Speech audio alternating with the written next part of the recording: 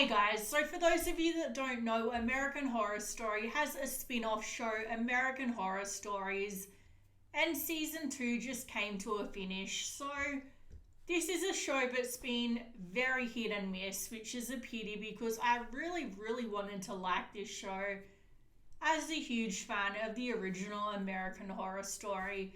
And a lot of the cast from the original show, like Cody Fern, who is one of my favorites, has come over onto the American Horror Stories for an episode here or there.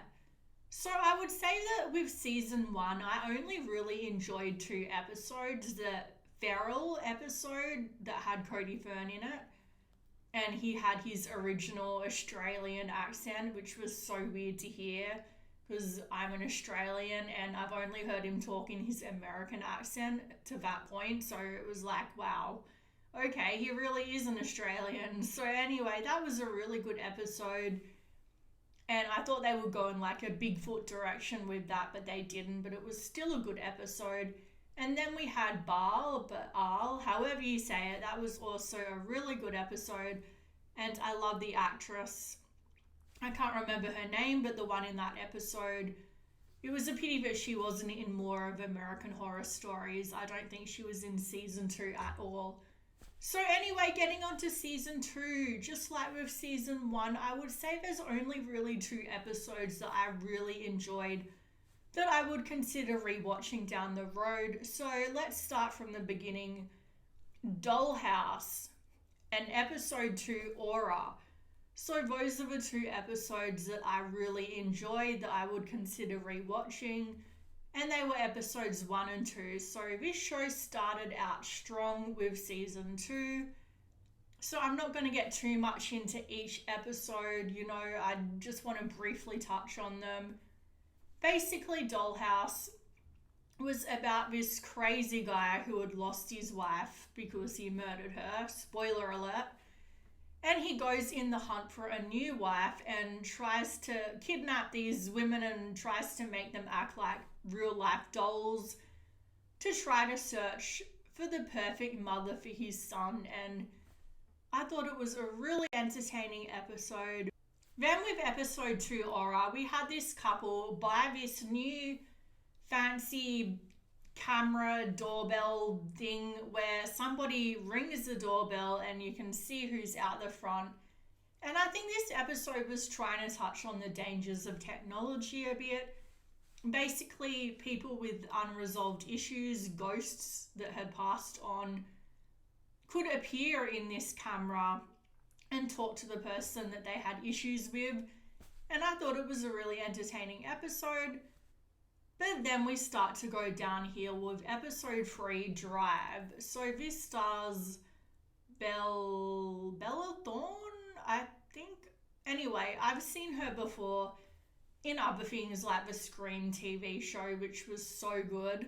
It's a pity they took that off Netflix. But anyway, so I know she can be a good actress, but I just felt like the script is what fell flat in this episode, not so much her. It felt like it was trying a little too hard to be like edgy and nihilistic with this girl who goes to a club to pick up guys and kill them because she's secretly a serial killer, and her boyfriend or fiance, whatever, is in on it as well and helps her to hide the bodies and kill them. And I don't know if they were going for some like serial killer couple in love, like Bonnie and Clyde type thing. I don't know. But whatever they were going for, it just felt like it was trying too hard to be edgy. And we just didn't really see much of a reason why she's doing this. Like, obviously not all serial killers need a reason to be crazy, but still, basically she had self-esteem issues because of how she looked, and so she decided to take it out on society by killing people. I don't know, it just wasn't a good episode. So then we come on to episode 4, Milkmaids. So even Cody Fern himself could not save this episode for me. So this was the only episode I think he was in on season 2.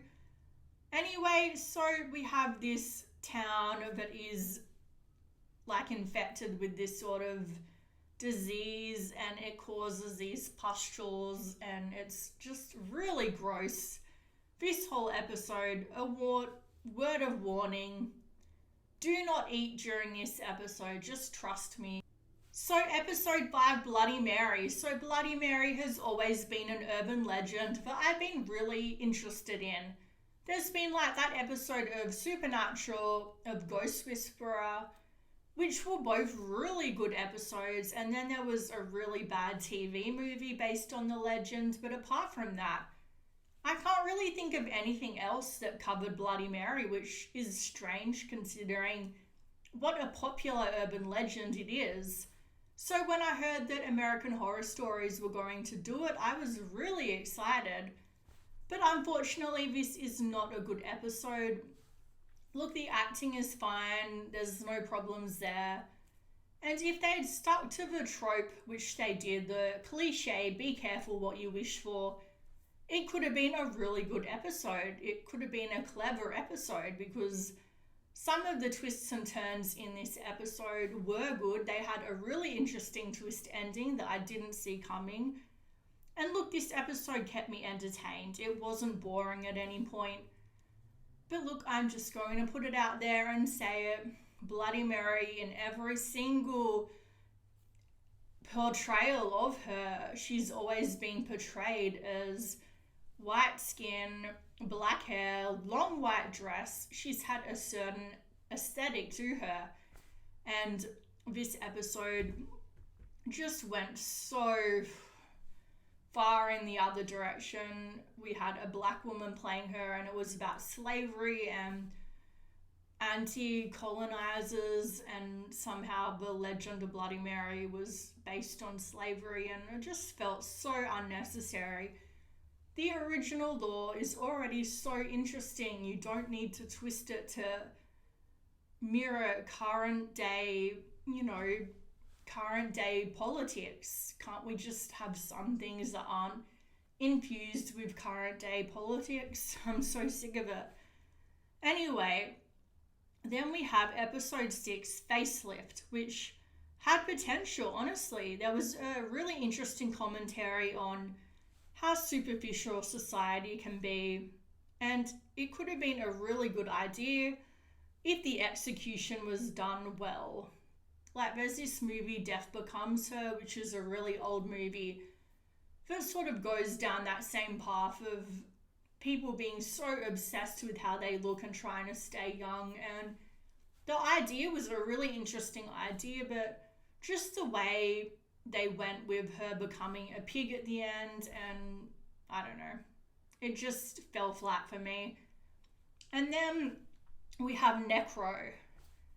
So this was an episode that seemed to be an exploration of grief, and it was entertaining. I wasn't bored while I was watching this, which I can't say for all of the episodes. But once again, it felt like it was being a little too nihilistic just for the sake of it, trying to be edgy with having them die together, and I don't know, it could have been better, but it definitely wasn't the worst. And it reminded me a little bit of that movie, The Autopsy of Jane Doe. If you haven't seen that, that is an amazing movie. Then we had the season finale, Lake. So Lake was something that I went into thinking it would be about the Loch Ness Monster. Instead, it felt like another exploration of grief within a family that had just lost their son. And it reminded me a bit of that Supernatural episode based on a lake where there's a monster in the lake and somebody almost drowned in like a bathtub. It felt like it was drawing a lot of inspiration from that episode. And, I just feel like this whole season in general suffered from the same thing. They were trying to be too serious and take themselves too seriously. I think if they had just made it more fun, lent into the whole campy nature of the show, well, it's not always campy, but you know what I mean. I felt like they should have based it more upon like urban legends in general, like the Loch Ness Monster, the original Legend of Bloody Mary, that sort of stuff, and just made it fun it would have been better. Anyway, so this episode has the tired cliche trope of the unbelieving husband that doesn't believe until it's too late. And you know, there's nothing wrong with the good cliche if it's done well, but this was not done well. So like I said, there was really only 2 episodes I enjoyed, and I really wanted to enjoy it more. I think it's still shown me that it can be good when it tries, so I would like to get a season 3 and give it another chance, but we'll just have to wait and see. Anyway, so let me know down below if you've seen American Horror Stories, what your favourite episodes were, and if you could subscribe, like, comment, you know the drill by now, that would be great. Thanks, guys.